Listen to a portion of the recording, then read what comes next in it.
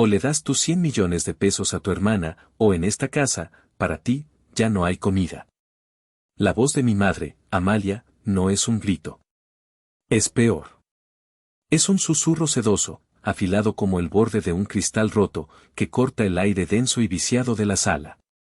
Es un veneno que no mata al instante, sino que se desliza por tus venas, paralizando la voluntad. Sus palabras, envueltas en un aura de sacrificio maternal, cuelgan en el ambiente, tan pesadas como la humedad antes de una tormenta.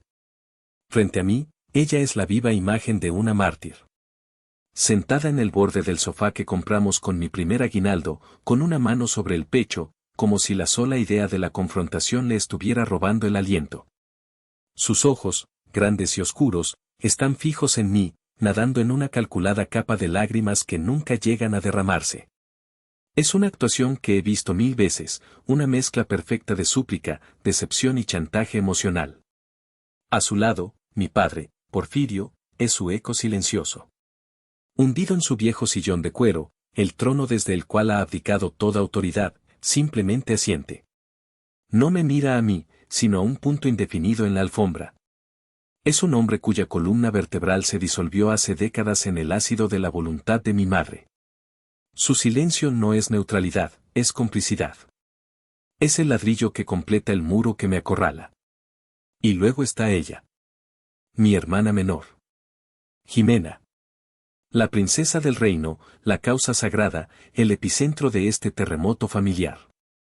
A sus 25 años, sentada con una postura de víctima profesional, tiene el rímel ligeramente corrido.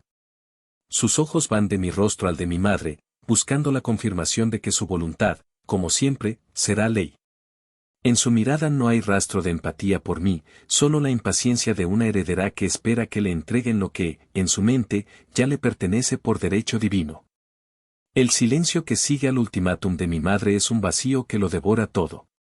En ese vacío, mi mente, entrenada para calcular cargas y puntos de ruptura, no registra sorpresa. No hay shock, ni siquiera una llamarada de ira. Lo que siento es una calma extraña, casi antinatural. La calma de una viga de acero que, tras soportar una tensión insoportable durante 30 años, finalmente alcanza su límite elástico. No es una fractura violenta y ruidosa. Es una fisura limpia, precisa, que se extiende en silencio por la estructura. Es la calma de la confirmación. Durante 30 años, he sido la columna de carga invisible de esta familia. El hijo responsable, el de las buenas notas, el que consiguió una beca para no ser una molestia, el que pagaba una renta puntual por vivir en su propio cuarto de la infancia. He sido el plan B, la red de seguridad silenciosa, el cimiento sobre el cual construyeron el altar para su verdadera deidad, Jimena. Y ahora, por un giro absurdo del destino, mi existencia fantasmal se ha vuelto de oro macizo. Y ellos han venido a cobrar su supuesta parte. Somos una familia, Noé, susurra mi madre, su voz goteando una piedad falsa que me revuelve el estómago. Tu hermana te necesita.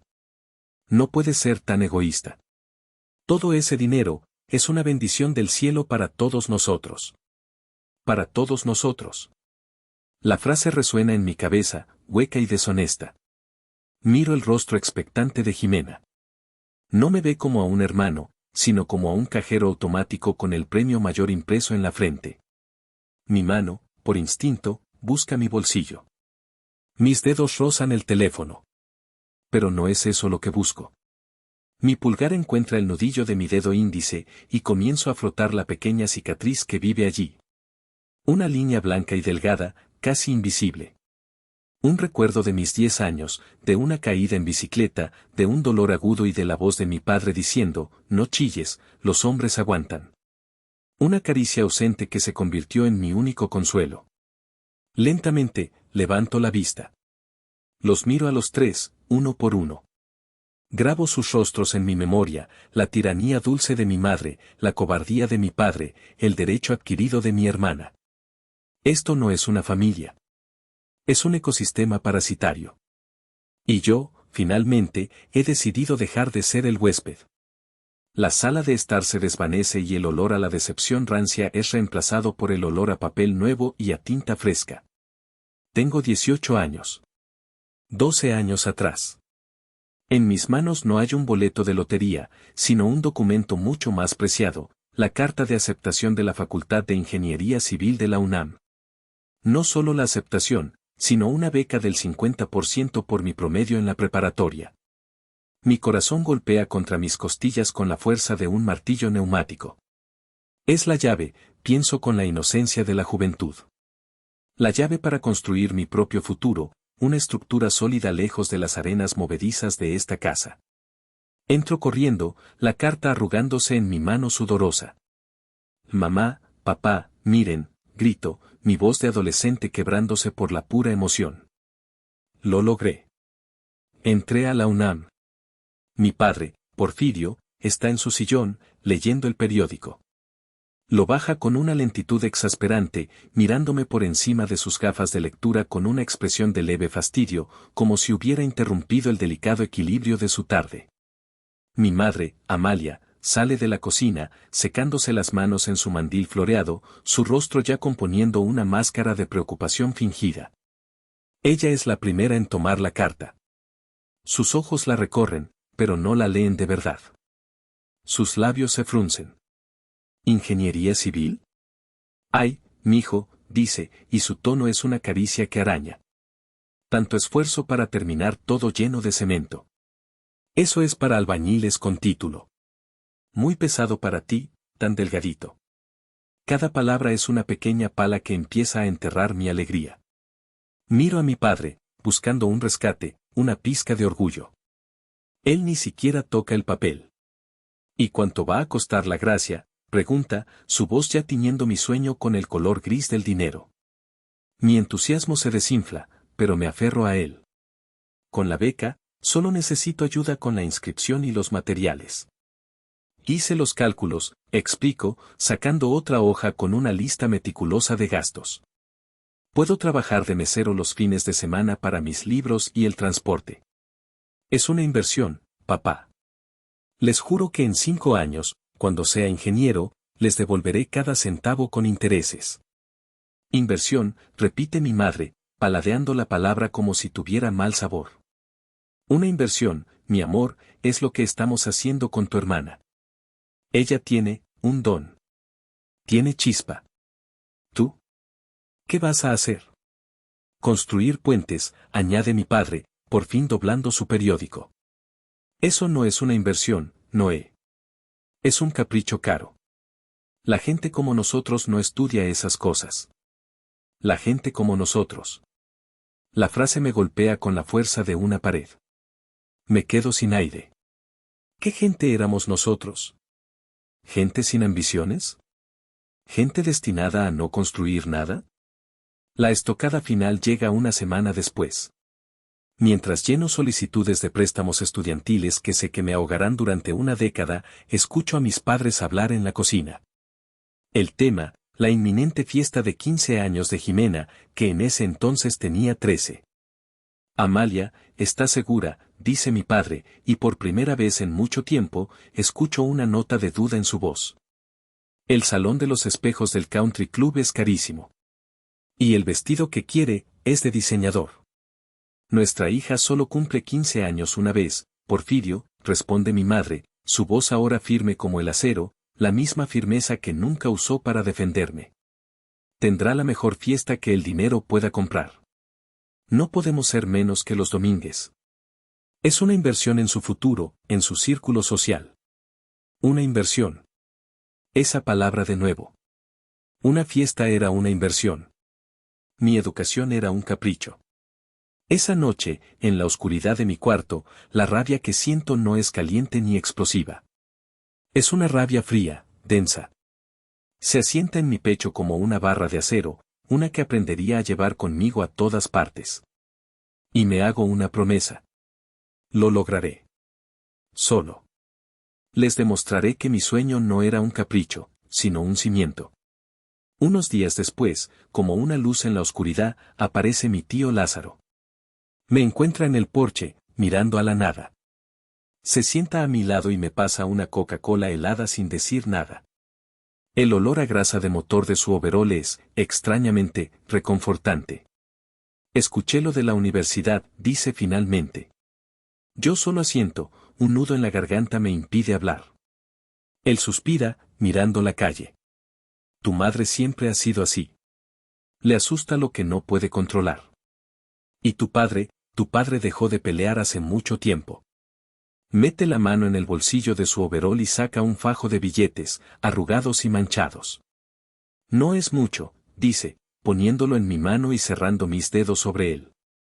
Pero te servirá para la inscripción y los primeros libros. Para que vean que no estás solo. No dejes que te apaguen, sobrino. Tu cabeza vale oro. Las lágrimas que no había derramado frente a mis padres brotan entonces, silenciosas y calientes. No son de autocompasión. Son de gratitud. Por ese gesto, por esa única persona que me vio, que realmente me vio. Esa noche, con el olor a aceite de motor en esos billetes, mi determinación se forjó en concreto armado. El tiempo salta hacia adelante. 5 años después de aquella humillación. Estoy en mi último año de carrera, a punto de graduarme. La deuda estudiantil es un monstruo que respira en mi nuca, pero estoy a punto de vencer. Mi proyecto de tesis es mi obsesión, mi obra maestra, una maqueta a escala de un puente atirantado, un diseño innovador que podría revolucionar la construcción en zonas sísmicas. He pasado 6 meses diseñándolo, y 3 meses construyéndolo, noche tras noche, en el pequeño espacio que tengo en mi habitación. Cada cable diminuto, cada viga en miniatura, es una prueba de mi perseverancia. Es más que un proyecto, es la materialización de mi promesa. Con él, aspiro a ganar una beca para un posgrado en el extranjero, mi boleto de salida definitivo. La maqueta, de casi 2 metros de largo, ocupa la mayor parte de mi escritorio y se extiende sobre unas cajas. Es delicada, una filigrana de alambre, madera y plástico, pero su diseño es poderoso. Es mi orgullo. Una tarde de sábado, estoy haciendo los ajustes finales en los tensores del pilar principal. Solo necesito 1 hora más de concentración absoluta. Jimena, ahora con 20 años, una belleza caprichosa acostumbrada a que el mundo gire a su alrededor, entra a mi cuarto sin tocar. Noé, llévame al centro comercial, ordena, no pide, mientras se mira las uñas. Hay una venta en Zara y necesito ropa nueva para la fiesta de esta noche. No puedo, Jimena, le respondo sin levantar la vista de la maqueta, mi voz tensa por la concentración. Estoy a punto de terminar mi tesis. Es para el lunes. ¿No puedes ir con mamá? Ay, mamá está ocupada, se queja, su voz subiendo de tono. Y tú siempre estás con tus juguetitos. Es solo una maqueta estúpida. Yo soy más importante. No es un juguete, es mi futuro, digo entre dientes, mi paciencia evaporándose. Por favor, vete. Su rostro se contrae en una máscara de furia infantil. Bien, chilla. Da media vuelta para salir, pero lo hace con un dramatismo exagerado, agitando los brazos. Su bolso de mano, grande y pesado, se balancea y golpea el borde de la maqueta con una fuerza brutal. El sonido es una pesadilla. Un crujido seco, seguido por el tintineo agudo de los cables al romperse. Observo, en una cámara lenta horrible, como el pilar principal se vence. El efecto dominó es instantáneo.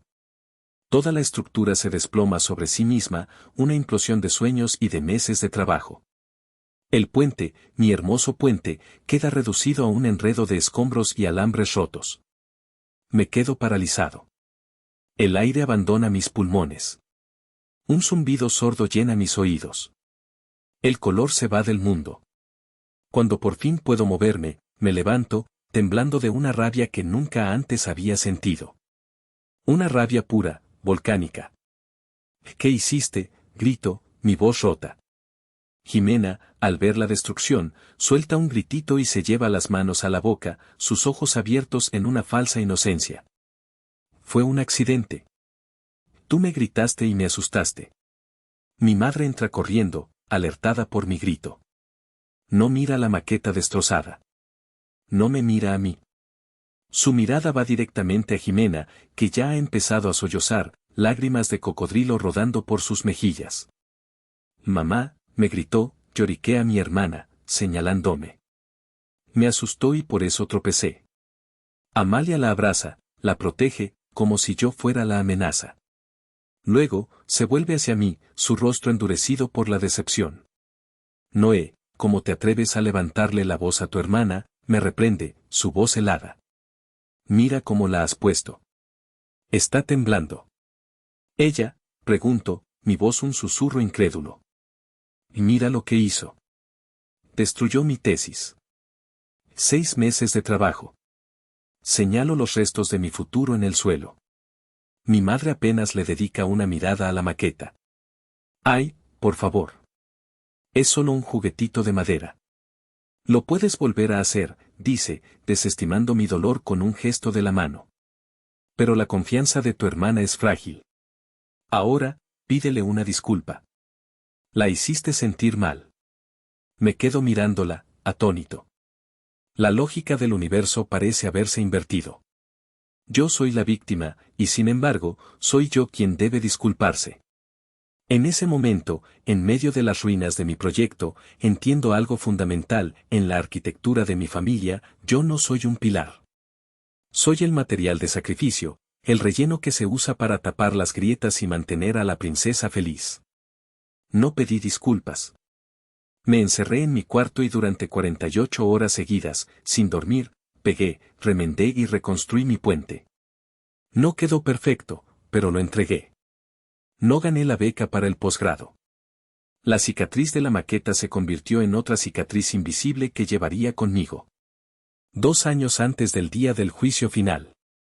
El tiempo ha pasado, pero las dinámicas familiares son como el concreto: una vez que fraguan, son increíblemente difíciles de romper.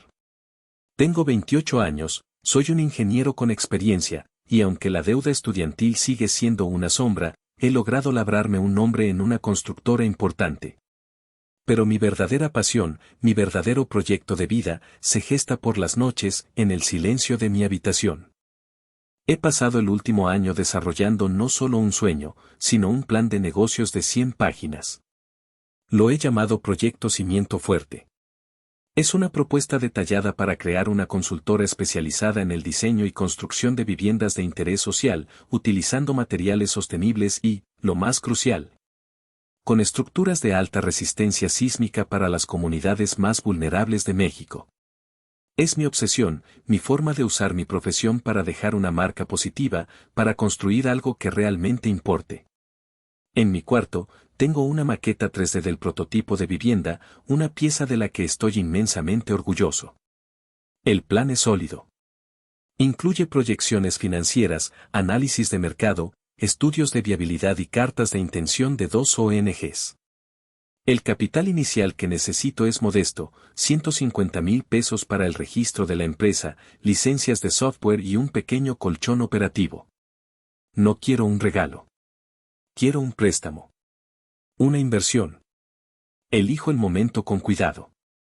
Un domingo por la tarde, después de la comida. El ambiente está relajado. Jimena ha salido, una bendición. Me siento con mis padres en la sala, la misma sala que se convertirá en mi tribunal, y coloco mi carpeta meticulosamente organizada sobre la mesa de centro. Mi pulgar, inconscientemente, busca la cicatriz en mi nudillo y comienza su danza rítmica. Papá, mamá, me gustaría mostrarles algo en lo que he estado trabajando, comienzo, mi voz firme, profesional, la voz de un hombre que sabe de lo que habla. Durante 20 minutos, les expongo mi visión. Les muestro los planos conceptuales, los gráficos de crecimiento, los beneficios fiscales. Les hablo con la pasión que nace de un propósito real. Les explico que no solo es un buen negocio, es lo correcto. Les pido un préstamo, con un plan de pagos detallado. Cuando termino, el silencio es denso. Mi padre, Porfirio, se recuesta en su sillón, entrelazando los dedos sobre su estómago. Es su pose de juez, un papel que interpreta pobremente. Casas para pobres, suelta finalmente, la pregunta cargada de un desdén que no intenta ocultar. ¿Y quién te va a pagar por eso? ¿La caridad? La gente con dinero de verdad quiere lujo, Noé. Estás perdiendo el tiempo con tus sueños hippies. No es así, papá, replico, luchando por mantener la calma. Hay un mercado enorme. Hay programas de gobierno, fundaciones. Hice la investigación. Es viable y es rentable. Solo necesito un pequeño impulso inicial. Mi madre interviene, su voz un bálsamo que quema. Suena muy arriesgado, hijito. Tienes un buen trabajo, un sueldo seguro. ¿Para qué complicarte la vida? ¿Y si fracasas? Ya tienes una deuda muy grande. Siempre el recordatorio, la cadena invisible que usan para mantenerme a raya. Porfirio se ríe, una risa corta y seca que me hiela la sangre. Fracasarás. No tienes lo que se necesita. Te falta, instinto. El que le sobra a tu hermana. Y ahí está. La comparación inevitable. El clavo final en el ataúd de mi propuesta. A sus ojos, yo soy el técnico, el obrero con casco. Jimena es la visionaria, la artista, la estrella. Yo construyo cosas que se pueden tocar, ella vende conceptos, algo mucho más elevado en su universo de apariencias. Recojo mi carpeta en silencio. La derrota es amarga, pero familiar. Me siento como aquel chico de 18 años con su carta de aceptación arrugada. La diferencia es que ahora ya no espero nada. Guardo el plan de cimiento fuerte en un cajón, junto a las fotos de la maqueta reparada de mi tesis. Un mes después, la ironía me golpea con la fuerza de una bola de demolición. Durante la cena, Jimena, recién llegada de un viaje de inspiración a Tulum, anuncia su gran epifanía. Quiere lanzar su propia marca de estilo de vida. Se llamará Casa de Sol, dice, con un aire de grandeza. Venderé cosas. Cosas con buen gusto. Accesorios, velas, ropa de lino, cosas que reflejen mi esencia. Su plan de negocios es, literalmente, una idea garabateada en la parte de atrás de una servilleta de un bar de playa. Su investigación de mercado consiste en tengo muchos seguidores en Instagram. Espero escepticismo. Ruego por una pizca de la dura crítica que yo recibí. En cambio, los ojos de mis padres brillan con una devoción ciega. ¡Qué gran idea, mi amor!, exclama mi madre. Siempre has tenido un ojo para la belleza, como yo. Eso es visión, sentencia mi padre, dándole una palmada en la espalda. Hay que pensar en grande. Apuntar a la cima. Esa misma semana, liquidan una parte considerable de sus ahorros para la jubilación. Le dan 2 millones de pesos. Sin un plan de negocios. Sin proyecciones. Sin garantías. Solo fe ciega en su princesa. Nadie me pregunta qué pienso. Nadie nota cómo aprieto el tenedor hasta que mis nudillos se ponen blancos. Estoy sentado en la misma mesa, pero soy invisible. Mi sueño, meticulosamente planeado para ayudar a otros, fue aplastado. El capricho de Jimena, impulsivo y condenado al fracaso, fue financiado como si fuera la próxima gran revolución empresarial. Esa noche, en mi cuarto, mientras guardo mi plan de negocios en el fondo del cajón, no siento rabia. Siento algo mucho peor, la resignación de que, en la ecuación de mi familia, yo siempre seré la variable a restar. Un cimiento que todos dan por sentado, pero que nadie se molesta en mirar. Regresamos al presente, unas pocas semanas antes de la fatídica fiesta de cumpleaños. La casa se ha convertido en una olla a presión. El negocio de Jimena, Casa de Sol, es un agujero negro financiero. Las discusiones son constantes, siempre en susurros tensos, como si no quisieran que yo, el pilar financiero silencioso, me diera cuenta de la magnitud del desastre. Pero yo soy un ingeniero. Veo las grietas estructurales antes que nadie. Mi vida, en contraste, es un modelo de estabilidad precaria. Cada peso de mi sueldo se divide con una precisión milimétrica, una parte para la renta que les pago a mis padres por mi propio cuarto, otra para la deuda estudiantil que me ahoga lentamente. Y una pequeña fracción para mis gastos básicos. No hay margen para el error, ni para el placer. Bueno, casi ninguno. Cada viernes, después del trabajo, cumplo con un pequeño ritual. Me detengo en la miscelánea de la esquina, esa que huele a fabuloso y a pan dulce. Don Nacho, el dueño, un anciano con una sonrisa arrugada, ya me espera. Lo de siempre, ingeniero, pregunta. Asiento. Lo de siempre, don Nacho. Me desliza un boleto del Melate a través del mostrador. Pago los 15 pesos. Es mi único vicio, mi único acto de rebelión contra la lógica aplastante de mi vida. Es un impuesto que le pago a la esperanza. Mi familia, por supuesto, desprecia este ritual. Sigues tirando tu dinero en esa tontería, hermanito, me había dicho Jimena la semana anterior, viéndome guardar el boleto en mi cartera. Su tono era una mezcla de burla y condescendencia. Con los 60 pesos que gastas al mes, al menos podrías invitarme un café de Starbucks. Dámelo a mí y al menos lo disfrutaríamos. El dinero que gastas en una sola de tus cremas faciales me pagaría la lotería por 2 años, le respondí una vez, en un raro momento de confrontación. Mi madre lo escuchó y sentenció desde la cocina, su voz dulce como un dardo envenenado: tu hermana sabe invertir en su imagen, en su marca. Es importante para su futuro. Tú solo sabes tirar el dinero en sueños para tontos. No volví a responderles. No valía la pena. El boleto no era una inversión, era un salvoconducto. Por 15 pesos, compraba el derecho a soñar durante una semana. El derecho a imaginar una vida donde no tenía que contar cada centavo, donde podía abrir las puertas de cimiento fuerte sin pedir permiso a nadie, donde podía, simplemente, irme. Esa noche de viernes, la casa está más tensa que nunca. Ceno un sándwich frío sobre mi escritorio mientras reviso unos planos. En el santuario de mi cuarto, rodeado por mis libros de texto y la maqueta de cimiento fuerte, encuentro un poco de paz. Más tarde, enciendo la televisión en volumen bajo para ver el sorteo. No espero nada. Nunca lo hago. Es solo el cierre del ritual. Apunto los números en un post-it, como siempre. Luego, saco el boleto de mi cartera. El primer número. 8. Coincide. Una pequeña sonrisa. Siempre es emocionante acertar el primero. El segundo número. 15. Coincide. Mi corazón da un pequeño brinco. El tercero. 22. Coincide. Dejo de respirar. El cuarto. 37. Coincide. Mis manos empiezan a temblar. El pulgar busca frenéticamente la cicatriz del nudillo. El quinto. 43. Coincide. El sándwich a medio comer se siente como una piedra en mi estómago. Y el número final. 54. Coincide. Me quedo mirando el billete, luego el post-it, luego la pantalla del televisor donde repiten los números ganadores. No puede ser.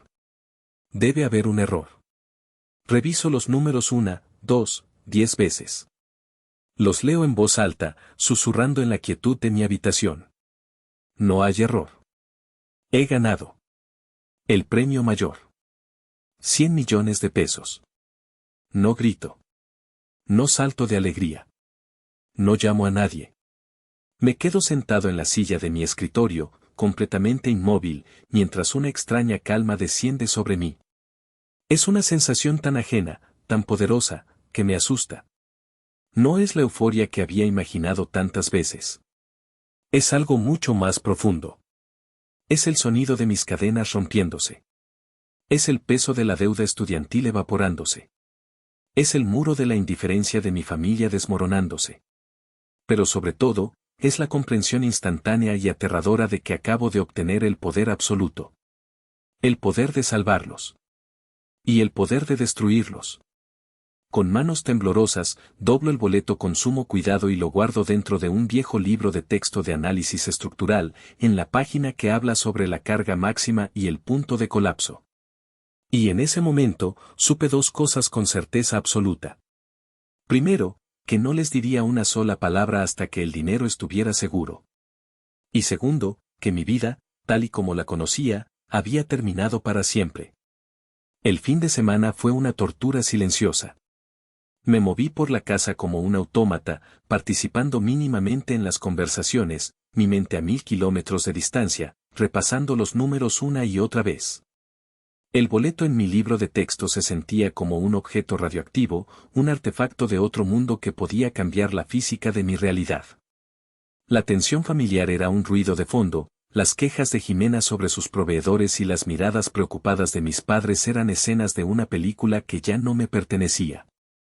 El lunes por la mañana, me reporté enfermo en el trabajo por primera vez en mi vida. La excusa fue una migraña, pero la realidad es que sentía que mi cabeza iba a estallar por la presión de mi secreto. Con el libro de texto metido en mi mochila como si fuera un tesoro sagrado, conduje hasta las oficinas centrales de la Lotería Nacional en el centro de la Ciudad de México. El edificio era impersonal y burocrático, lo que de alguna manera me tranquilizó. Hice fila como cualquier otra persona, mi corazón martilleando contra mis costillas. Cuando llegó mi turno, me acerqué a la ventanilla y le expliqué a la empleada, una mujer de mediana edad con gafas y una expresión de aburrimiento perpetuo, que creía tener el boleto ganador. Su expresión no cambió. Me pidió el boleto y mi identificación. Lo deslizó bajo un escáner, tecleó algo en su computadora y esperó. El segundo que tardó la máquina en pitar pareció una hora. El pitido fue agudo y corto. La mujer levantó la vista de su pantalla, y por primera vez, su máscara de aburrimiento se resquebrajó. Sus ojos se abrieron de par en par. «¿Es usted Noé Contreras?», dijo, verificando mi nombre en la identificación. Asentí, mi garganta demasiado seca para hablar. «Felicidades, señor Contreras», dijo, su voz ahora un susurro impresionado. «Ha ganado el premio mayor. 100 millones de pesos». Me condujo a una oficina privada en la parte de atrás. Un hombre con traje, el director de premios, me estrechó la mano con una energía que me pareció casi agresiva. Me explicó el procedimiento. El dinero tardaría entre 15 y 30 días en ser verificado y depositado en mi cuenta bancaria debido a los protocolos de seguridad y los impuestos. Me hicieron llenar una montaña de formularios, elegir un banco, firmar documentos que apenas leí. Mi mente estaba zumbando. Y ahora, para la parte divertida, dijo el director con una sonrisa de vendedor. La foto. 2 empleados trajeron un cheque gigante, de esos de cartón que parecen ridículos en la televisión. Pero cuando vi mi nombre impreso en él, seguido por la cifra 100 millones de pesos MXN, se sintió increíblemente real. Normalmente, enviamos un comunicado de prensa de inmediato, explicó el director mientras un fotógrafo preparaba su cámara. A los medios les encantan estas historias. El ingeniero trabajador que se saca la lotería. El pánico me atenazó. No, lo interrumpí, mi voz más firme de lo que esperaba. No, por favor. ¿Podemos retrasar eso? El director me miró, sorprendido. ¿Retrasarlo? ¿Por qué? La publicidad es buena. Motivos familiares, dije, la mentira saliendo con una facilidad que me asustó. Son delicados. Necesito tiempo para hablar con mi familia en privado antes de que se enteren por las noticias. ¿Podrían, por favor, darme 2 semanas de discreción total? Es muy importante para mí. Quizás fue la seriedad en mi voz, o quizás simplemente no quiso discutir con un nuevo millonario. Vaciló por un momento y luego asintió. Está bien, muchacho. 2 semanas. Pero después de eso, la historia es nuestra. Gracias, dije, sintiendo una oleada de alivio. Sonreí para la cámara, sosteniendo el cheque de cartón. La sonrisa se sentía como una máscara de yeso. El flash me cegó por un momento. Después de las fotos, me ofrecieron llevarme el cheque gigante. Es un gran recuerdo, dijo el director. Sí, respondí, una idea repentina y brillante formándose en mi mente, una pieza clave en el plan que comenzaba a ensamblarse. Me lo llevo. Salí del edificio con el cheque ridículamente grande bajo el brazo, envuelto en plástico. No era un recuerdo. Era un cebo. Era la pieza central de mi estrategia. Sabía que las palabras no serían suficientes. Mi familia operaba en el ámbito de lo tangible, de lo material. Necesitaban ver para creer. Y yo les iba a dar exactamente lo que querían ver antes de mostrarles lo que nunca esperarían. Al llegar a casa, enrollé el cheque de cartón y lo escondí en el fondo de mi armario, detrás de una pila de ropa vieja. Era mi arma secreta, esperando el momento adecuado para ser desplegada.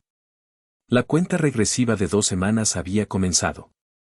Los días que siguieron a mi visita a la oficina de la lotería fueron como vivir en el ojo de un huracán. En el centro, donde estaba yo, había una calma extraña, la calma de saber que tenía un poder secreto que lo cambiaría todo. Pero a mi alrededor, el caos de mi familia se intensificaba con cada hora que pasaba. Casa de Sol se estaba desangrando. Yo, con mi formación en ingeniería y mi mente analítica, lo veía con una claridad dolorosa. Jimena había sobreestimado la demanda, subestimado los costos y manejado el inventario con la delicadeza de un elefante en una cristalería. Había comprado accesorios carísimos que nadie en nuestro barrio podía permitirse, y ahora las colecciones de la temporada pasada se acumulaban en el almacén, acumulando polvo y deudas. Las llamadas telefónicas se volvieron una banda sonora constante en la casa. Eran los proveedores, exigiendo sus pagos.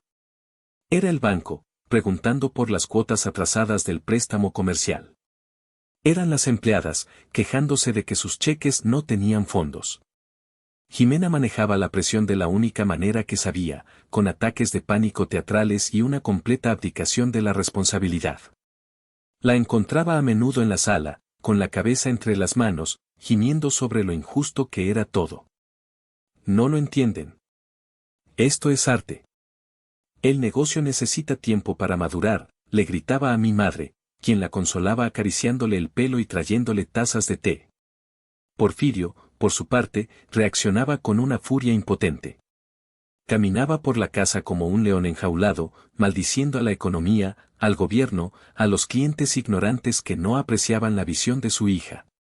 Pero su furia nunca, ni por un segundo, se dirigía a Jimena. La arquitecta del desastre era inmune a toda crítica. En este ambiente cargado, mi presencia silenciosa y mi aparente normalidad empezaron a volverse sospechosas. Ellos estaban acostumbrados a que yo fuera el barómetro de la estabilidad financiera de la casa. Si yo estaba tranquilo, era porque las cosas no podían estar tan mal. Pero ahora, mi calma parecía fuera de lugar, casi un insulto a su drama. La presión sobre mí, orquestada por mi madre, comenzó de forma sutil. Noé, hijito, me dijo una noche, su voz un murmullo dulce mientras yo intentaba cenar en paz. Se sentó a mi lado, poniendo una mano en mi brazo. Sé que has estado ahorrando. Tu hermana solo necesita un pequeño empujón para superar este bache. Unos 20,000 pesitos para pagarle al proveedor más insistente. Sería un gesto tan bonito de tu parte. No puedo, mamá, respondí con calma, sin levantar la vista de mi plato. Estoy pagando mi deuda. Cada centavo cuenta. Su mano se retiró como si mi piel quemara. Su rostro se endureció. Siempre tú y tu deuda. A veces tienes que pensar en la familia. El egoísmo es un pecado, Noé. Unos días después, fue Porfirio. Me acorraló en el pasillo, enviado por ella, lo supe al instante. Escúchame bien, dijo, su voz un gruñido bajo. Tu hermana está bajo mucha presión. Lo menos que podrías hacer es mostrar algo de apoyo. Sé que te dieron un bono en el trabajo. No me mientas. No hubo ningún bono, papá, le dije, mirándolo directamente a los ojos. Me sostuvo la mirada por un momento, buscando una grieta en mi fachada. No la encontró. Se fue, murmurando algo sobre hijos desagradecidos. La situación se estaba volviendo insostenible. Sentía sus miradas sobre mí en la cena, analizándome, calculando. Se estaban quedando sin opciones, y yo, el hijo responsable, el que siempre tenía un trabajo estable, me estaba convirtiendo en su única esperanza, en su último recurso. Mi lucha interna era feroz. Una parte de mí, la parte condicionada por 30 años de deber filial, sentía una punzada de culpa. ¿Realmente era tan egoísta? ¿No debería ayudarles, aunque me hubieran tratado mal? Pero otra parte, una parte nueva y dura como el acero, me decía que esto no era ayuda, era un sacrificio en un altar que nunca me había querido. Cada vez que sentía la culpa, mi pulgar frotaba la cicatriz, recordándome todas las veces que mi dolor había sido ignorado. Sabía que el momento de la revelación se acercaba. No podía esperar las 2 semanas completas. La presión interna de la familia estaba creando una fisura, y yo necesitaba controlar la explosión, no ser una víctima de ella. El catalizador perfecto llegó en forma de una invitación impresa en cartulina rosa, la fiesta del 55º cumpleaños de mi madre, Amalia. Se celebraría en casa, el próximo sábado. A pesar de la inminente catástrofe financiera, mi madre insistió en celebrar como Dios manda. La casa se llenó de un olor extraño, una mezcla de pastel de chocolate y desesperación. Globos rosas y plateados colgaban lánguidamente de las esquinas, como si estuvieran tan agotados como los anfitriones. Toda la familia estaría allí, tíos, tías, primos. Mi tía Casilda, la hermana chismosa de mi madre y su principal mono volador, estaría en primera fila. Mi tío Lázaro también vendría, y sabía que él sería el único que notaría la tensión real bajo la superficie. Mi mente de ingeniero, siempre analizando sistemas, vio el plan con una claridad cristalina. Era una estrategia de pinzas. Por un lado, la presión emocional de mi madre, es mi cumpleaños, lo único que quiero es ver a mi familia unida. Por otro, la presión social del clan familiar, que, sin conocer la historia completa, me juzgaría como el hijo egoísta que no quería ayudar a su pobre y emprendedora hermana. Era una trampa perfecta. Pero en lugar de sentir pánico, sentí una extraña oleada de energía, una determinación fría y cortante. Había pasado mi vida reaccionando a sus manipulaciones, esquivando sus ataques pasivo-agresivos. Esta vez sería diferente. Esta vez, yo no sería la víctima en su obra de teatro. Sería el director. Ellos habían elegido el escenario, pero yo escribiría el tercer acto. Pasé la semana preparándome. No físicamente, sino mentalmente. Repasé cada posible escenario, cada línea de diálogo, cada posible reacción. En las noches, en lugar de relajarme con mis modelos a escala, me sentaba en silencio, visualizando la confrontación. Era como planificar una demolición controlada, necesitaba saber exactamente dónde colocar los explosivos para que la estructura colapsara sobre sí misma, sin dañar nada a su alrededor que yo quisiera conservar. Mi tío Lázaro me llamó un par de días antes. Su voz sonaba preocupada. Oye, sobrino, tu mamá me llamó para invitarme. Sonaba rara. ¿Todo bien por allá? Todo bien, tío. No te preocupes, le respondí, mi voz más segura de lo que me sentía. Solo ven a la fiesta. Creo que será memorable. La noche antes de la fiesta, saqué el cheque de cartón de mi armario. Lo desenrollé en el suelo de mi cuarto. Era enorme, ridículo, casi cómico. Pero en la penumbra, bajo la luz de mi lámpara de escritorio, no parecía un trozo de cartón. Parecía un arma. El arma que usaría para destruir el mundo que ellos habían construido a mi costa y para empezar a construir el mío. Lo enrollé de nuevo, con un cuidado casi ceremonial, y lo dejé junto a la puerta de mi cuarto. La trampa estaba lista. La cuenta regresiva había terminado. El espectáculo estaba a punto de comenzar. El sábado de la fiesta llegó con un cielo gris y plomizo que parecía reflejar el ambiente dentro de la casa. Me mantuve en un segundo plano, ayudando a poner la mesa, sirviendo bebidas, interpretando el papel del hijo obediente que siempre esperaban que fuera. Era un actor en mi propia tragedia, esperando mi señal. Observaba a mi tía Casilda revolotear alrededor de Jimena, haciéndole preguntas con una falsa preocupación. ¿Y cómo van las ventas, sobrina? ¿Ya eres la próxima Carolina Herrera? El momento llegó, predecible como el amanecer, justo después de que todos hubieran terminado su rebanada de pastel. Mi madre se puso de pie, carraspeando para llamar la atención.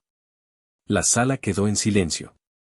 Quiero agradecerles a todos por venir, comenzó, su voz temblando con una emoción ensayada. Este ha sido un año de desafíos. Pero lo único que una madre quiere en su cumpleaños es ver a su familia unida, apoyándose. Hizo una pausa dramática, su mirada recorriendo la habitación hasta fijarse en mí. El depredador había localizado a su presa. Por eso, mi único deseo de cumpleaños, continuó, sus ojos llenándose de lágrimas, es pedirle a mi hijo mayor, a mi Noé, que siempre ha sido tan fuerte y responsable, que le eche una mano a su hermanita. Ella solo necesita un pequeño empujón para que su sueño no se apague. Era una obra maestra de la manipulación pública. Me habían acorralado. Sentí todas las miradas clavarse en mí. Mi tía Casilda me miraba con reproche. Mi tío Lázaro me lanzó una mirada de advertencia. El jaque era perfecto. Pero ellos no sabían que yo había venido preparado para volcar el tablero de ajedrez. Respiré hondo. Tienes razón, mamá. Si te está gustando esta historia, por favor, dale un like al video, suscríbete al canal si aún no lo has hecho, y déjame un comentario con el nombre de la ciudad desde la que me estás escuchando. Cada comentario ayuda a que esta historia llegue a más personas. Muchas gracias por tu apoyo. El efecto de mis palabras fue inmediato. Un suspiro colectivo de alivio pareció recorrer la sala. Mi madre me dedicó una sonrisa temblorosa de victoria. Mi padre pareció relajarse en su sillón por primera vez en toda la tarde. Jimena incluso esbozó una pequeña sonrisa de suficiencia, la sonrisa de alguien que sabe que su rabieta ha funcionado. Probablemente pensaron que la batalla había terminado, que el hijo obediente finalmente había entrado en razón. Pero la batalla ni siquiera había comenzado. Me puse de pie lentamente, atrayendo todas las miradas. Lo más importante es la familia, continué, mi voz resonando con una sinceridad fingida que me sorprendió a mí mismo. Y porque eres la mujer más importante de mi vida, mamá, y porque tu felicidad lo es todo para mí, no te he comprado un regalo normal este año. Hice una pausa, asegurándome de tener la atención de todos.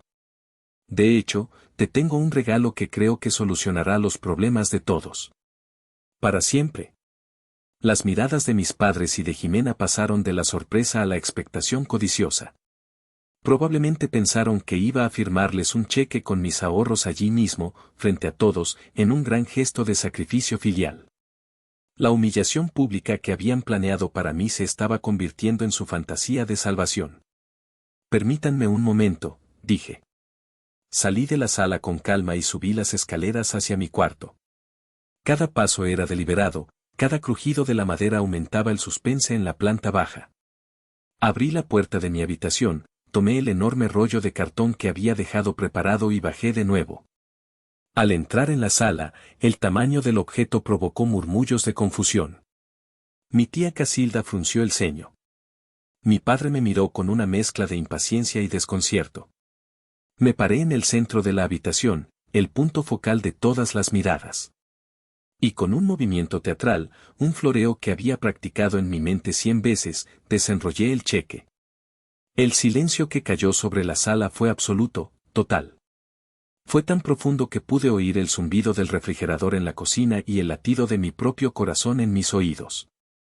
El tiempo pareció congelarse. Los ojos de todos estaban fijos en el cartón, en mi nombre impreso en letras elegantes y, sobre todo, en la cifra.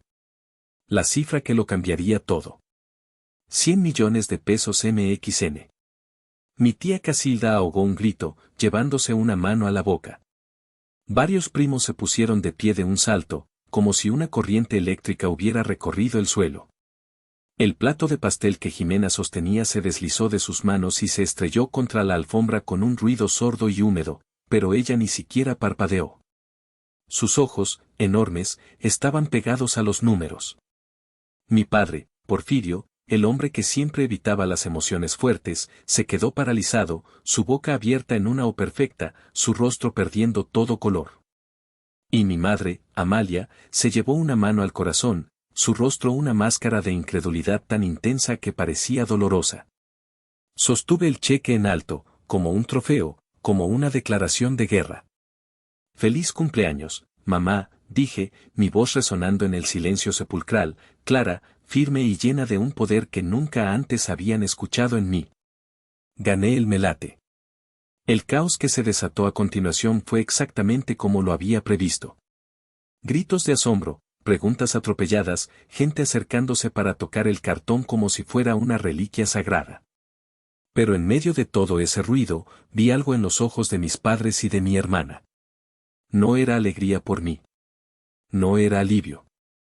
Era el brillo depredador de un animal que acaba de ver a su presa, una presa que no habían cazado, pero que ya consideraban suya.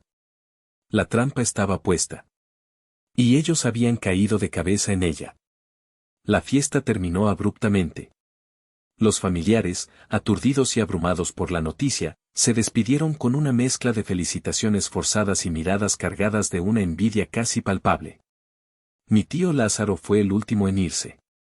Antes de cruzar la puerta, me apretó el hombro con fuerza. «Ten mucho cuidado, Noé», me susurró, sus ojos serios. «Un lobo no cambia sus instintos solo porque la oveja se cubra de oro». Asentí, agradeciendo su advertencia silenciosa. Él era el único que veía más allá del dinero. Una vez que la puerta se cerró, la atmósfera en la casa cambió. La falsa cordialidad se evaporó, reemplazada por una energía eléctrica y depredadora.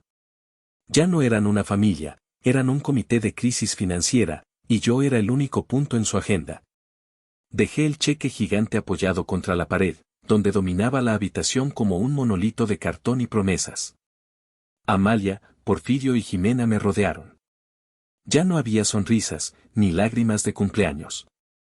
Solo una intensidad cruda y codiciosa. «¿Es real?», preguntó Porfirio, su voz un gruñido bajo, como si temiera que todo fuera una broma cruel. «Completamente real», respondí con calma. «El dinero estará en mi cuenta en un par de semanas». Jimena dio un paso adelante, sus ojos fijos en el cheque, no en mí.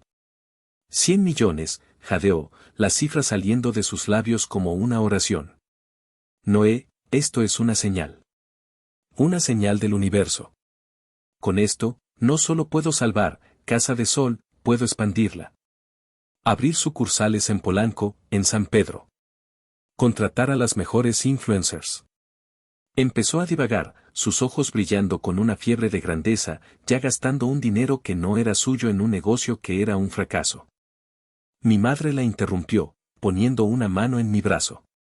Su tacto era posesivo, como si estuviera reclamando una propiedad. «Sabía que Dios no nos abandonaría», dijo, su voz llena de una piedad empalagosa. «Esto es una bendición para la familia, Noé. Para que todos salgamos adelante juntos». «Juntos», repetí, la palabra sintiéndose extraña en mi boca. En esta casa, juntos siempre había significado todos para Jimena. Fue entonces cuando Amalia dio el paso final. Se interpuso entre Jimena y yo, asumiendo su papel de matriarca. Cruzó los brazos y me miró desde arriba, a pesar de que éramos de la misma estatura. Su dulzura se había evaporado. «Dejémonos de rodeos», dijo, su tono cortante y práctico. «Jimena necesita el dinero. Todo. Su deuda es considerable, y para relanzar el negocio correctamente, necesitará una inyección de capital fuerte. Le darás el dinero». No fue una petición. Fue una orden. Sentí como la última brasa de afecto filial que quedaba en mí se extinguía, dejando solo cenizas frías. La miré, y por primera vez, no vi a mi madre. Vi a una extraña, a una mujer que me veía no como a un hijo, sino como a una solución, una herramienta, una billetera andante. «No», dije. La palabra fue suave, casi un susurro, pero resonó en la habitación como un disparo. Los tres se quedaron helados. ¿Qué dijiste?», balbuceó Jimena, su rostro contrayéndose en una mueca de incredulidad. «Dije que no», repetí, mi voz ganando fuerza. «Es mi dinero. Pagaré mi deuda estudiantil. Me compraré un lugar propio. Y empezaré mi propia empresa. Mi cimiento fuerte. La que ustedes dijeron que era un sueño estúpido». «Tu empresa», escupió Amalia, su rostro congestionándose de ira. «¿Después de todo lo que hemos hecho por ti? Vives bajo nuestro techo. Un techo por el que pago renta cada mes, sin falta», le recordé. Fue entonces cuando pronunció la sentencia, la culminación de 30 años de ser el segundo, el invisible, el plan B. La frase que había escuchado en mi cabeza al principio de esta pesadilla. O le das tus 100 millones de pesos a tu hermana para salvar su negocio, o en esta casa, para ti, ya no hay comida. Te largas ahora mismo. Sin un centavo. Ahí estaba. El ultimátum. La elección que no era una elección. Mientras sus palabras colgaban en el aire, venenosas y definitivas, sentí una extraña paz. La claridad absoluta. Está bien, dije. Mi voz, tan tranquila y desprovista de emoción, los tomó por sorpresa. ¿Está bien, qué?, preguntó Porfirio, confundido. Me voy, respondí, mi mirada fija en ella. Empacaré mis cosas. Sin decir una palabra más, les di la espalda y subí las escaleras hacia mi cuarto. Cada paso se sentía ligero, como si me estuviera despojando de un peso invisible que había cargado durante 30 años. Al entrar en mi habitación, la misma que había ocupado desde niño, no sentí nostalgia. Se sentía como la celda de una prisión de la que finalmente había encontrado la llave. Comencé a empacar metódicamente. No con la prisa de alguien que huye, sino con la eficiencia de alguien que se traslada a una vida mejor. Ropa en una maleta. Libros y documentos importantes en una caja. Mi computadora. Mi maqueta de cimiento fuerte, esa pequeña obra de arte que había sido mi único refugio, la envolví con un cuidado especial. Sería la pieza central de mi nueva oficina. Mientras doblaba una camisa, escuché sus voces apagadas desde el piso de abajo. Discutían. Podía distinguir el tono agudo y ansioso de Jimena, la voz apaciguadora pero firme de mi madre, y los gruñidos bajos de mi padre. Estaban decidiendo cómo manejar la situación, cómo volver a ponerme el collar. Sonreí para mis adentros. Era demasiado tarde. Pasé la noche en un duermevela, escuchando los sonidos de la casa. Sabía que no dormirían mucho. A la mañana siguiente, me levanté temprano, me duché y me vestí. Terminé de guardar mis últimas pertenencias en una mochila. Antes de salir de la habitación, me detuve. Una idea final, la pieza culminante de mi plan, tomó forma. Tomé el enorme cheque de cartón, lo desenrollé y lo dejé sobre mi escritorio, en un lugar prominente, imposible de ignorar. Era el queso en la ratonera. Bajé las escaleras con mi mochila. Un extraño silencio me recibió. La puerta de la sala estaba entreabierta. Me asomé y los vi. Estaban los tres sentados alrededor de la mesa de centro. Y en medio de la mesa, como los restos de un sacrificio pagano, yacía el cheque de la lotería. O lo que quedaba de él. Estaba destrozado. Roto en docenas de pedazos. Algunos jirones de cartón estaban esparcidos por la alfombra. Jimena sostenía unas tijeras de papelería en la mano, una sonrisa torcida y triunfante en su rostro. Mi madre sostenía un trozo del cheque, examinándolo con una satisfacción sombría. Y mi padre, con los brazos cruzados, me miraba con una expresión de dura victoria, como si acabara de ganar una batalla decisiva. Te lo advertimos, Noé, dijo Amalia, su voz goteando desprecio. Como no quisiste compartir por las buenas, decidimos que no tendrías nada. ¿Qué vas a hacer ahora sin tu dinerito? Para que aprendas a no ser tan envidioso, soltó Jimena, blandiendo las tijeras como si fueran una espada. Siempre celoso de mí. Ahora no tienes nada que yo pudiera querer. Por un instante, un pánico helado me recorrió. ¿Y si me había equivocado? ¿Y si ese cheque era más importante de lo que pensaba? Pero entonces, la ola de pánico se retiró tan rápido como había llegado, reemplazada por algo completamente inesperado. Una burbuja de risa subió desde mi pecho. Traté de contenerla, de ahogarla, pero fue inútil. Empecé a reírme. No era una risita nerviosa. Era una carcajada profunda, estruendosa, de esas que te doblan por la mitad y te sacan las lágrimas. Me reí tan fuerte que tuve que apoyarme en el marco de la puerta para no caerme. Me miraron como si me hubiera vuelto loco. La sonrisa de Jimena vaciló. La expresión de mi padre pasó de la victoria a la furia confundida. ¿De qué te ríes, imbécil?, gruñó Porfirio. Mi risa solo se hizo más fuerte. Era la risa de la liberación.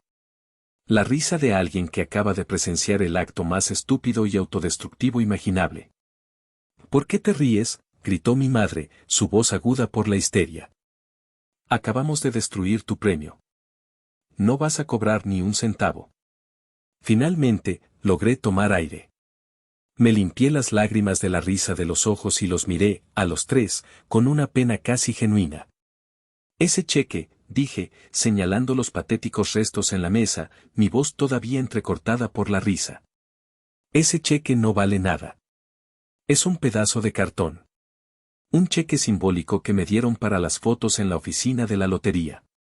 Hice una pausa, dejando que mis palabras flotaran en el aire, que se asentaran en la atmósfera cargada de su estupidez.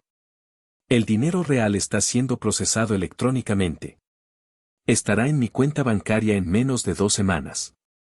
De verdad pensaron que podían arruinarme rompiendo un trozo de cartón? ¿En serio son tan increíblemente idiotas? El silencio que siguió a mis palabras fue glorioso. Fue un silencio pesado, denso, un vacío que absorbió todo el aire y el color de la habitación. Vi cómo la sangre desaparecía de sus rostros, dejándolos con una palidez cerúlea, como si fueran estatuas de cera a punto de derretirse.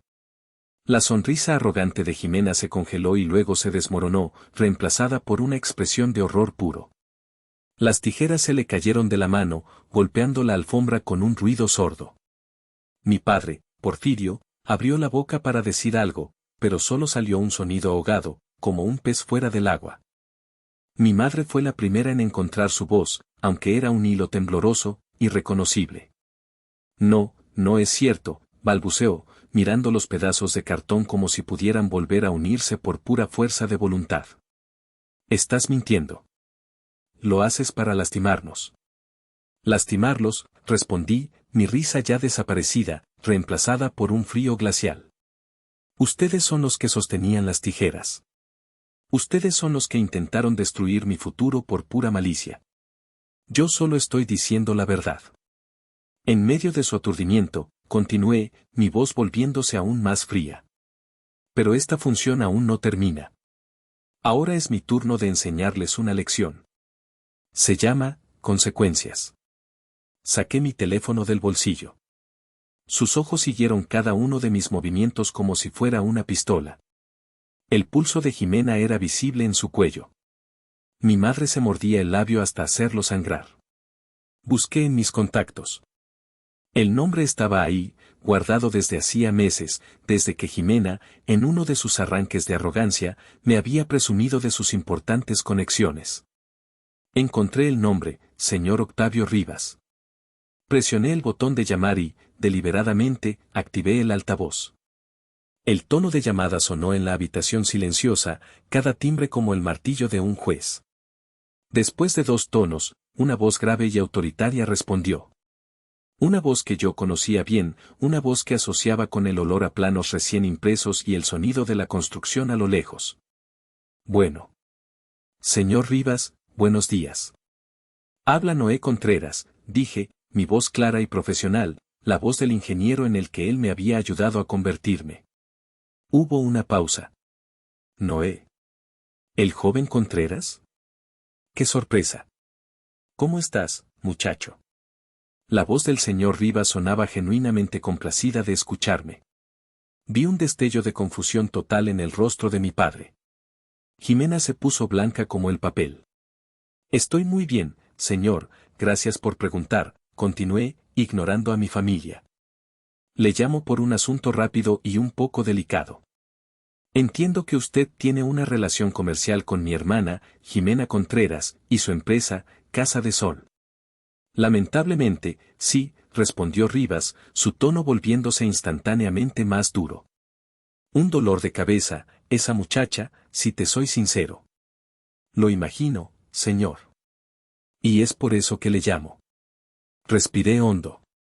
Mi hermana, en su intento por conseguir su inversión, se tomó la libertad de usar mi nombre y mi reputación profesional, asegurándole que yo estaba asesorando su proyecto. Quiero dejar constancia de manera oficial y verbal, que luego seguiré con un correo electrónico, que esa afirmación es completamente falsa. No tengo ninguna afiliación con los negocios de mi hermana.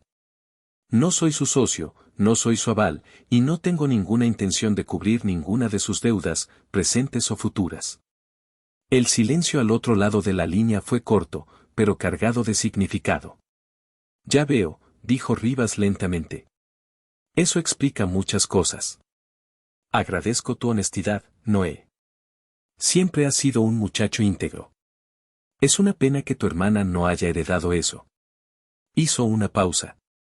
¿Ha pasado algo en particular que motive esta llamada tan directa? Digamos que ha habido un cambio drástico en mi situación familiar y financiera, respondí, mi mirada recorriendo los rostros descompuestos de mi familia. Dejo la casa familiar hoy mismo. Solo quería asegurarme de que todas las partes estuvieran debidamente informadas para que puedan tomar las medidas que consideren necesarias para proteger sus intereses. Medidas, repitió Rivas, y pude casi oír las ruedas girando en su cabeza. Medidas. Entiendo perfectamente. Noé, gracias de nuevo. Has sido muy iluminador. Que tengas un buen día, y llámame cuando te instales. Tenemos que hablar de ese proyecto tuyo, Cimiento Fuerte. Todavía tengo tu propuesta. Lo haré, señor. Igualmente, dije y colgué. Deslicé el teléfono de nuevo en mi bolsillo. La atmósfera en la sala era irrespirable. Antes de que pudieran decir nada, el teléfono de Jimena, que estaba sobre la mesa, vibró y se iluminó. En la pantalla, apareció una notificación de llamada entrante. El nombre que brillaba en la pantalla era Octavio Rivas. El zumbido insistente del teléfono llenaba la sala. Jimena lo miraba fijamente, paralizada, como si contestar pudiera materializar sus peores pesadillas. La llamada finalmente se fue al buzón de voz, dejando un silencio aún más tenso que antes. Porfirio fue el primero en romperlo. Se abalanzó hacia mí, no con violencia, sino con desesperación, su rostro a centímetros del mío, sus ojos inyectados en sangre. ¿Qué demonios hiciste?, rugió, el aliento caliente y con olor a café rancio golpeándome en la cara. Rivas es su único inversionista. Acabas de sentenciar a tu hermana. Yo no sentencié a nadie, respondí, mi voz peligrosamente tranquila, sin retroceder ni un centímetro. Jimena sentenció su propio negocio el día que decidió que era una empresaria sin saber lo que es el trabajo. Yo solo me aseguré de que las consecuencias de sus actos recayeran sobre las personas correctas. Somos familia, gritó mi madre desde el sofá, su voz rota por un sollozo. Se supone que debemos protegernos. Protegernos, me reí, una risa amarga y sin alegría. ¿Cómo cuando me protegieron de la deuda universitaria? ¿O como cuando protegieron mi maqueta de tesis? ¿O como hace 5 minutos, cuando intentaron protegerme de mi propio dinero? No me hablen de protección. Ustedes solo entienden de parasitismo. La palabra parasitismo pareció golpear a Porfirio físicamente. Retrocedió un paso, su furia momentáneamente reemplazada por una conmoción absoluta. Pero no entienden la verdadera ironía de todo esto, continué, saboreando el momento. No tienen idea de la verdadera profundidad de su estupidez. Me volví hacia mi padre. Tú siempre me despreciaste por querer ser ingeniero. Albañil con título, decías. Siempre admiraste el instinto de Jimena, su supuesta habilidad para los negocios. Hice una pausa, mirándolo directamente a los ojos. Déjame contarte algo sobre el señor Octavio Rivas. Hace 10 años, cuando yo era un estudiante muerto de hambre, conseguí unas prácticas de verano en una de las constructoras más grandes del país. Una empresa llamada Cimientos del Valle. ¿Te suena? Porfirio asintió lentamente, una expresión de vaga confusión en su rostro. El dueño de esa empresa, el hombre que la construyó desde cero, era un ingeniero civil. Un hombre duro, exigente, pero brillante. Se tomó el tiempo de enseñarme, de guiarme. Vio algo en mí, un potencial que mi propio padre nunca se molestó en buscar. Ese hombre era un joven y ambicioso señor Rivas, antes de que vendiera la constructora y se dedicara a las inversiones. El color desapareció por completo del rostro de Porfirio. Amalia ahogó un gemido. Así es, papá, continué, mi voz como el filo de un cuchillo. El hombre al que Jimena le ha estado pidiendo dinero, el hombre al que le ha mentido usando mi nombre, es el mismo hombre que fue mi mentor. Jimena se desplomó en el sofá, cubriéndose la cara con las manos. Pero esa ni siquiera es la mejor parte, dije. La verdadera pregunta, la que deberían hacerse ahora mismo, no es qué hice yo. La pregunta es qué hiciste tú, mamá. Me acerqué a ella, mi voz bajando a un susurro conspirador. Cuando el dinero de la jubilación de papá se acabó, Rivas, que ya no confiaba en Jimena, le pidió una garantía. Una garantía real, tangible. Algo de valor. Miré alrededor de la sala, a los muebles gastados, al retrato familiar. Jimena no tenía nada a su nombre. Así que tú, en un acto de desesperación y fe ciega, convenciste a papá de poner esta casa, la única casa que hemos tenido, a nombre de Jimena para que ella pudiera usarla como garantía. El tío Lázaro me lo contó, estaba preocupado. Me dijo que los habías llevado a una notaría. Hipotecaron esta casa, ¿verdad, mamá? Apostaron el único patrimonio que esta familia ha tenido en el fracaso anunciado de tu hija favorita. Pusiste el techo sobre nuestras cabezas como garantía, con la confianza ciega de que, si todo salía mal, tu otro hijo, el invisible, el plan B, estaría aquí con su cheque de lotería para limpiar tu desastre. El silencio que siguió fue la explosión final. Porfirio se tambaleó hacia atrás y se dejó caer pesadamente en su sillón.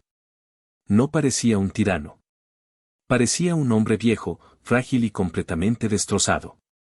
Mi madre soltó un gemido, un sonido animal de pura angustia. Y Jimena solo lloraba en silencio, una niña perdida en las ruinas del mundo que ella misma había ayudado a destruir. Había ganado.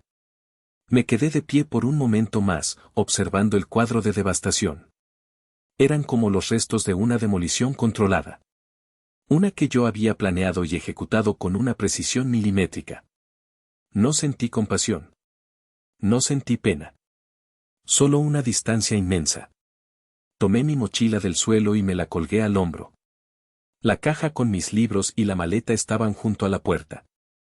Pagué la renta de este mes por adelantado, dije, mi voz plana, desprovista de toda emoción.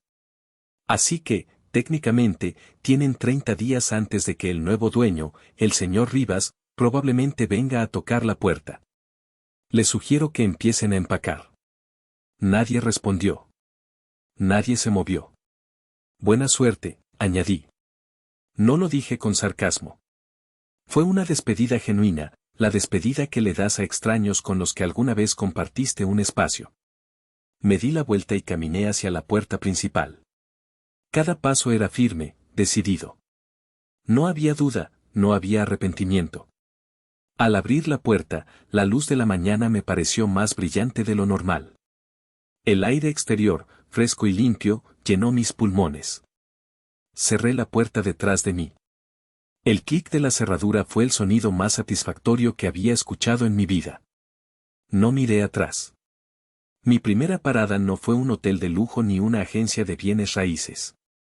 Fue una sucursal de mi banco. Me senté frente a un ejecutivo y le expliqué mi situación. Le mostré los documentos de la lotería. Sus ojos se abrieron de par en par. Lo primero es lo primero, le dije, mi voz resonando con una autoridad que no sabía que poseía. Quiero liquidar el saldo total de mi préstamo estudiantil. Ahora mismo. Tecleó en su computadora. Me dijo la cantidad, 450,000 pesos. Una cifra que me había atormentado durante años. Páguelo, le ordené. Observé en la pantalla cómo el saldo se convertía en cero. Una ola de alivio tan intensa me recorrió que casi me mareo. Era una sensación física, como si me hubieran quitado una armadura de plomo. Mi teléfono sonó. Era mi tío Lázaro. Noé. Tío. Tu mamá me llamó. Histérica. Me contó una versión muy extraña de las cosas. Solo quería saber si estabas bien. Estoy bien, tío. Mejor que nunca. Hubo una pausa. Hiciste lo correcto, sobrino, dijo, su voz cargada de emoción. A veces, hay que amputar para salvarse. Estoy orgulloso de ti. Gracias, tío, dije, mi voz un poco ronca. Significa todo para mí. Colgué. Estaba libre. Han pasado 6 meses. Estoy escribiendo esto desde el balcón de mi propio departamento. No es una mansión, pero es mío. Tiene una vista increíble de los volcanes y suficiente luz para mis plantas. En la mesa junto a mí, está la tarjeta de presentación de mi nueva empresa, Cimiento Fuerte Edificaciones. Mi apellido. El que había sentido como una carga y que ahora reclamaba como propio. Mi sueño ya no es un plan en un cajón. Es una realidad. Los primeros contratos han empezado a llegar. Estoy trabajando en un proyecto para diseñar un pequeño complejo de viviendas seguras y asequibles en las afueras de Puebla. El trabajo es duro, más duro que nunca, pero es un cansancio diferente. Es el cansancio satisfactorio de construir algo tuyo, ladrillo por ladrillo. Sé, a través de mi tío Lázaro, lo que pasó con ellos. Perdieron la casa, como era inevitable. El señor Rivas fue implacable. Ahora viven los 3 juntos en un pequeño departamento alquilado en una zona mucho menos agradable de la ciudad. Jimena trabaja como cajera en un supermercado, su marca de estilo de vida reducida a un uniforme de poliéster y una sonrisa forzada. Mi padre, me dicen, ha envejecido 10 años, el león se ha quedado sin rugido. Mi madre sigue llamando a mi tío, intentando usarlo como intermediario para llegar a mí, alternando entre súplicas y maldiciones. Él siempre se niega a pasarme el teléfono. No siento alegría por su desgracia. Sería mentira decir eso.